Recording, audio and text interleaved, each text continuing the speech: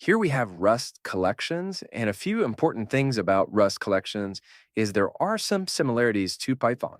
For example, with a sequence, it's just like a Python list, more or less, and with a map, it's just like a Python dictionary.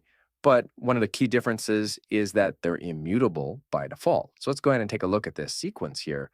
At the very beginning, notice that the let fruits equals vec apple, banana, cherry. This creates an immutable list, so you can't change it in the future. And this is a safety feature of Rust. The output, if you printed it, would be apple, banana, cherry. Likewise with maps, if you go ahead and you try to insert something into a default hash map and you don't create a mutable value, it won't work because Rust is going to protect you from creating a mutable structure unless you explicitly say mute. Now, if we go in and take a look at what the output of something would be, you can see it's going to be a key value pair: apple 10, banana 8, orange 15. So, in a nutshell, here, similar to Rust, Python also uses lists as sequences and dictionaries, and Python lists are dynamic arrays, and they're similar to a Rust vector. And with a Python dictionary, like maps and Rust, they're key value stores. In terms of access patterns in both Python and Rust, the elements in a list, Python or sequence and Rust are accessed by their position. Duplicate values, a Python list does allow duplicate values, just like a Rust sequence, but a dictionary, both in Python or Rust map, don't allow you to have duplicate keys. Likewise, one of the key differences is iteration order as well is going to be different because in Python, by default, a dictionary uh, does actually in the new versions maintain an order, but it wouldn't in Rust. Finally, one major difference here is type safety. And this is a key reason for using Rust is that Python's lists and dictionaries are dynamically typed, meaning you could put anything aside, but Rust will have static typing, which means that it only can contain things that explicitly are typed. And this is a great security feature of Rust.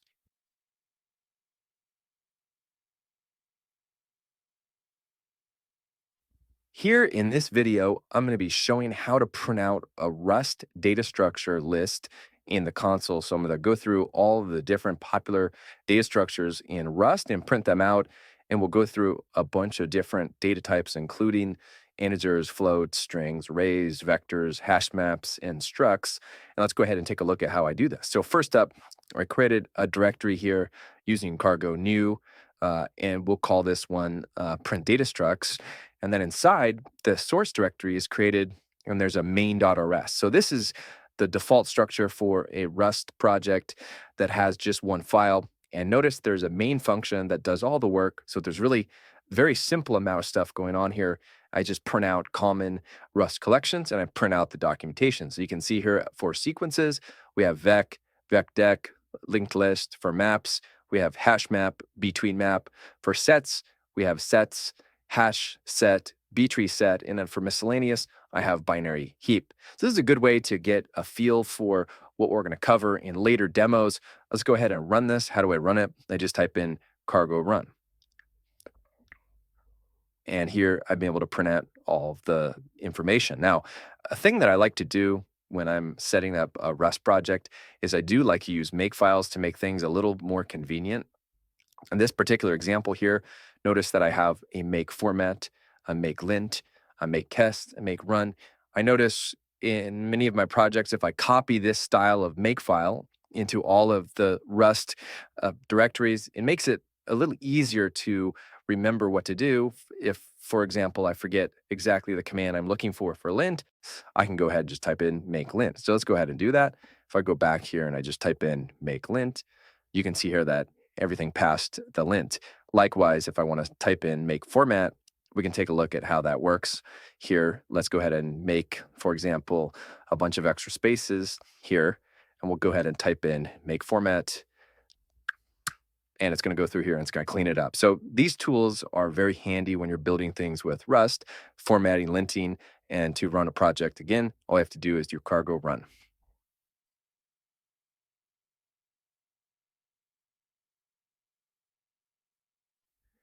Here we have a demo of how to use Rust's vector data structure.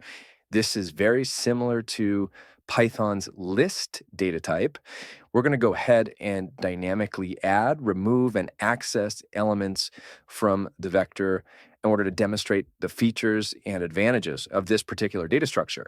So you can see here that at the very beginning, this program creates a fruit salad by scrambling, shuffling a list of fruit.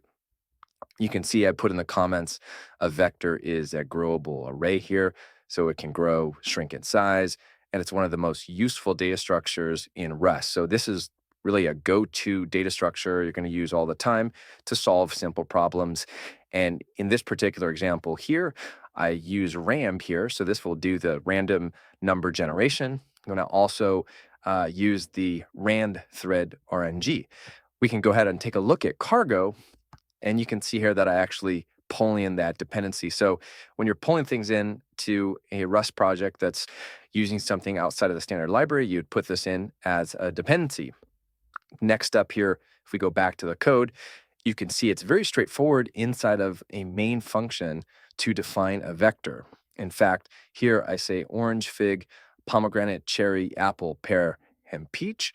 Right here, you can see it looks very similar to a Python list. The only difference is I have the VEC and the exclamation point right in front of it. So that's a very similar component to Python. We also see that I declare it to be mutable, so I can make changes to it while I'm doing other coding casts in the script. If I didn't want to change it, I would just say let fruit. It would be an immutable vector. And now if we go down here, first up, I scramble it. So I say fruit dot shuffle. Then I go ahead and I say print out the fruit salad.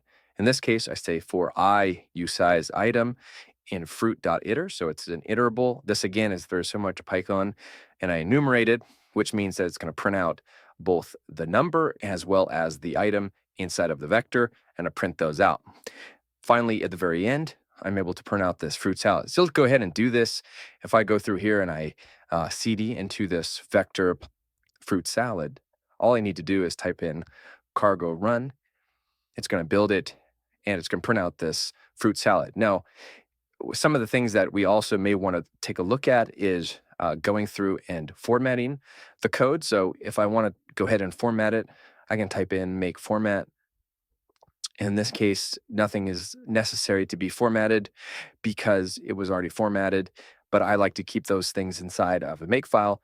And you can see here's the command if I wanted to run it myself, cargo fmt. Also, if I wanted to do a lint, we could also do the same thing. I could type in cargo clippy. You can see there's no problems with this particular code. So those are some of the main takeaways when you're building out a simple data structure with Rust.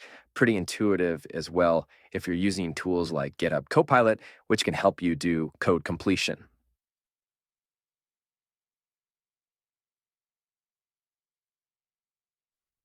All right, in this example, we have a vecdec, a double-ended queue, similar to Python's dec from the collections module. And one of the really cool things about this is it has O to the 1 time complexity for operations on both ends. So this means that it's very efficient in terms of using it to have operations on maybe the front or the back. And this can introduce new paradigms that could be very useful for your code.